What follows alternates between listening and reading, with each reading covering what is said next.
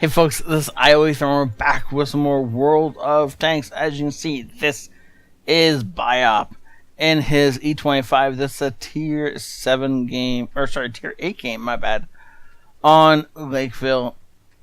This is not Lakeville, this is Live Oaks. I don't understand how I got the two confused either. I don't know. We're just gonna go with it though, instead of starting all over again, making myself look all professional. This is the tier 7 German tank destroyer premium tank that they removed from the gift shop because it was so overpowered. And it really is. This thing has the camo value you wouldn't believe.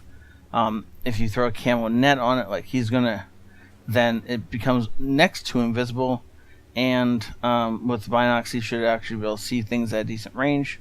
And so he's going to be able to pop into whatever bush he wants. He chooses the more deadly bush, and he's going to be able to shoot this guy and not worry about it. But he chooses not to. Ooh, interesting. Oh, he gets himself spotted. If he first fired at that WZ when it was still a few hundred meters further away, he probably would not have been lit. But he let it get close enough that he did in fact get lit doing it, but that's okay. This thing sneaks along and is very, very quick. The only detractor is the fact that it does not have a turret and has a tiny little gun that just goes pew pew pew. So we're going to see how that works out for him later on in the game. Before I get too far into this game though, I did want to say, if you guys are interested in joining a clan, or you want to be hanging out around me, then my clan is currently recruiting, and so just send me a message in game. You can send me an email or whatever you want. Get in touch with me through Discord if you want to. And if you're interested in joining my clan, then just go ahead and send me a message and we'll get the process started and go from there. Okay, now that little bit of shameless self-promotion is out of the way, let's see if he engages in some battle and we can start commentating on some things. He's on the wrong side of the tracks for the most part of this battle. However, every once in a while, things will pop over that ridgeline, and you really need somebody on this side of the tracks in order to be able to deal with them. But it looks like this is not going to be one of those sorts of battles. He does get lit as he pops over the tracks in order to start engaging these guys who are pushing up. This is kind of like the opposite strategy you want to play with the E25. You really want to be invisible and far back, or you want to be up in their face. The problem is, no, do not park in front.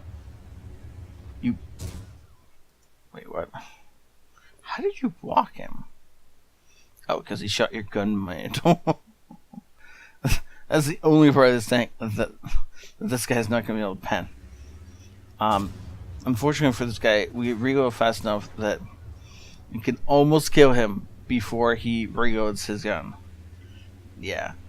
For next time you do that, if you freeze an enemy in place, because that first shot took out his tracks, slip in next to them and then just point your tank and shoot through their side. Especially if you can just shoot through their drive wheel, it'll keep them pinned in place, and then they can't turn their whole tank and back up and all that good stuff. This thing is so short and small that you can actually slide it in beside a lot of tanks, and then they can't shoot you because they can't aim down far enough. That is one of the best things about this tank as far as killing other tanks when up close and personal. It's actually one of the few good things about using this tank up close and personal. That and that rate of fire. Notice how he's unloading. It's almost an autocannon rate of fire. It's just boom, boom, boom. Every time he wants to, you can pretty much pull the trigger and have another round loaded up, ready to go. He's looking for shots on this Challenger, which you can completely understand. He is using auto aim a lot. It's less effective with this thing because of the fact that it doesn't have a turret, but of course, at the same time, with the fact that he's more or less brawling with this thing, having the auto aim on is actually very, very beneficial. I like the fact that he is disengaging and sneaking up into a totally different bush. And now when his cabinet and binocs pop up, he'll be able to see things. Or he's going to mosey on over here and try and shoot this firefly. I don't know if he's going to have much success with the firefly. It is very far away, and apparently it's not going to move. Okay, cool. Well then, in which case, we're definitely going to hit it.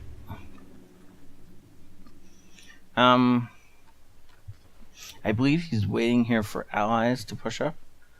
He's waiting for the Bat-Chat to spot something so he can shoot it. There isn't much over there though. Most of the stuff is up here.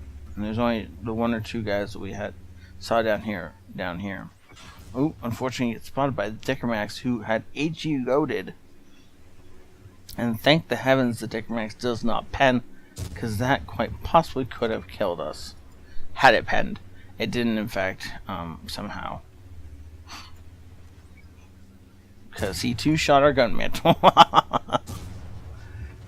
People shooting our gun mantle, right?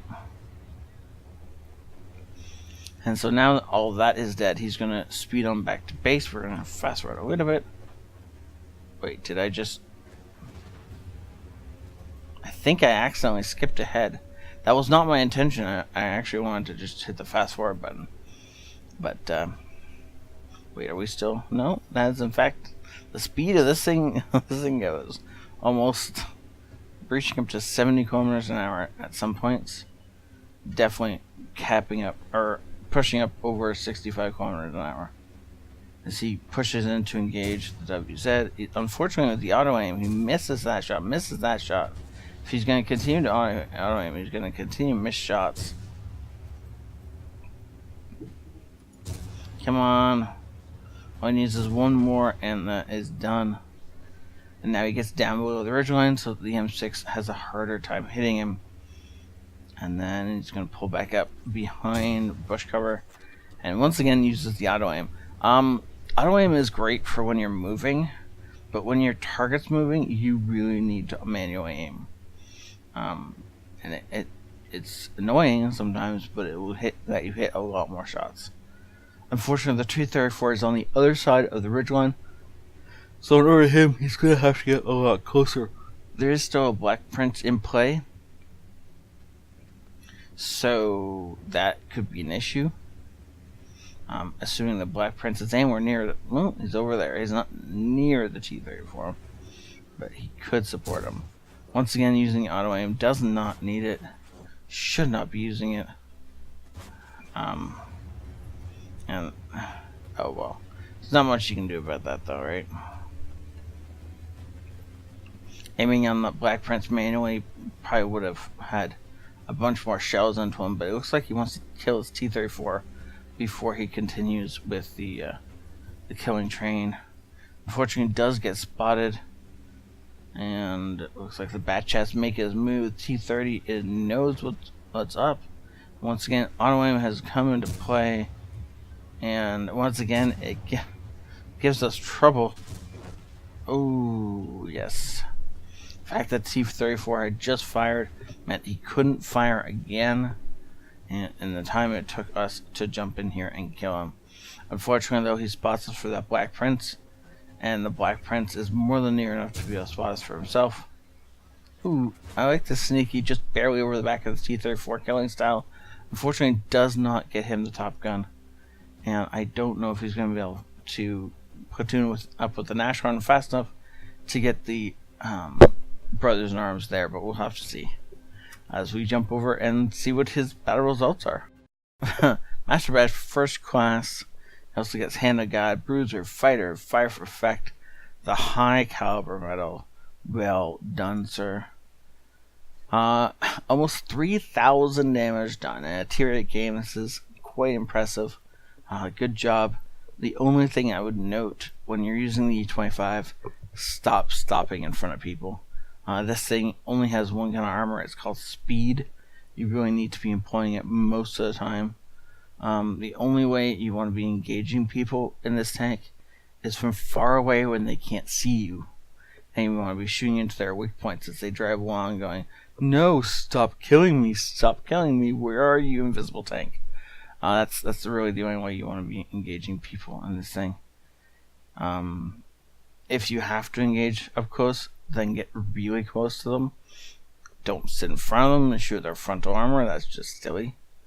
And get up alongside them, and most of the time you're able to shoot their drive wheels out before they can fix them, and then continue spamming at their drive wheel, and then position yourself away from their gun, maybe at the back drive wheel, firing into the rearmost drive wheel, kind of slightly behind them kind of thing, where their gun possibly can't hit you, and where you can just free fire into them before they can do anything about it, because most people are not going to shoot you in the gun mantle. This thing only has a tiny little gun mantle, so you cannot rely on it. But oh well, either way, this was a great game. Made some decent cash and experience. Well done, good sir. Thank you so much for setting this in, buy-up. I can't wait to see your other games, and I'll see you all there. Have a great Monday. This is ioEther.